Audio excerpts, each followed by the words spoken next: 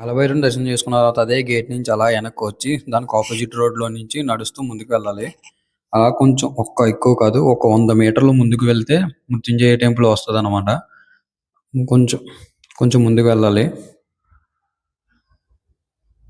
స్ట్రైట్‌గా అదే రోడ్డుని పట్టుకొని తిన్నంగా వెళ్ళిపోవాలి. కొంచెం అదే మృత్యుంజయ టెంపుల్. అక్కడి నుంచి లెఫ్ట్ కట్ అయితే మనకి ఎంట్రన్స్ అనేది వస్తుంది అనమాట. కొంచెం ముందుకు వెళ్తే మృత్యుంజయ టెంపుల్. కొంచెం ఫ్రంట్కి వెళ్ళి రైట్కి తిరగాలి. రైట్కి తిరిగితే మనకి ఎంట్రన్స్ గేట్ వస్తుంది. అక్కడి నుంచి లోపలికి వెళ్ళాలి. చూపిస్తాను మీకు లోపలికి వెళ్ళి. మృత్యం అంటే మరణంపై విజయం సాధించడం అని అర్థం. ఇక్కడికి రావడం వల్ల ప్రమాదాలు గండాలు అన్నీ తొలగిపోతాయి.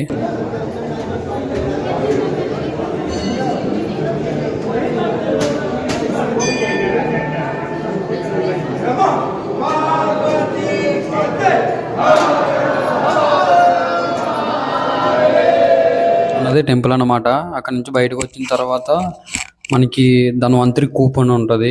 కూప్ అంటే బావి అని అర్థం. విష్ణుమూర్తి అవతారం ధన్వంతరి. ఆయుర్వేద ఔషధాల దేవుడు అన్నమాట. ధన్వంతరి తన ఔషధాలు గుణాలు అన్నిటిని కలిపి బావిలో పెట్టి వైద్యం చేసే శక్తినిచ్చాడంట. ఈ బావిలో నీళ్లు తాగితే రోగాలు, అన్ని పాపాలు, అకాల మరణాల నుండి విముక్తి అవుతారన్నమాట. ఇక్కడ కావాల్సిన వాళ్ళు బాటిల్లో తీసుకుని వెళ్తున్నారు. కొంతమంది తాగుతున్నారు. నేను కూడా టేస్ట్ చేశాను. పర్లేదు, బాగానే మామూలు నార్మల్ వాటర్ లాగానే ఉన్నాయి. చూపిస్తాను చూడండి. కొంచెం ఎంతసేపు అయినా తాగొచ్చు ఈ వాటరు, కొంచెం మనకు తాగినంత వరకు.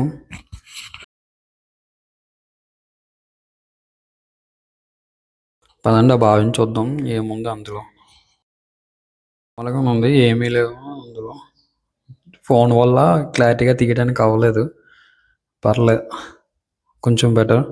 అక్కడ నుంచి బయటకు వచ్చండి. బయటకు వచ్చిన తర్వాత రోడ్డు ఎక్కిన తర్వాత మొత్తం కాశీలో బోర్డులన్నీ తెలుగులోనే ఉంటాయి. మొత్తం మనం ఎటువైపు వెళ్ళాలన్నా, ఎక్కడికి వెళ్ళాలన్నా అలా కొంచెం లెఫ్ట్ తిరిగాము. అక్కడి నుంచి వచ్చిన తర్వాత ఇప్పుడు ఆకలి వేస్తుందని చెప్పి ఫుడ్ తిన్నాము. ఒక జిలేబీ, 4 రోటీ మొత్తం కలిపి 50 రూపాయలు తీసుకున్నాడు. 50 రూపాయలు మొత్తం. మార్నింగ్ మన సైడ్ రైస్ అది ఏం దొరకదు కాబట్టి ఇడ్లీ అదిని కేవలం ఇది మాత్రమే ట్రై చేసాము. ఫుడ్ బార్లేదు, తినొచ్చు ఓ మాదిరి.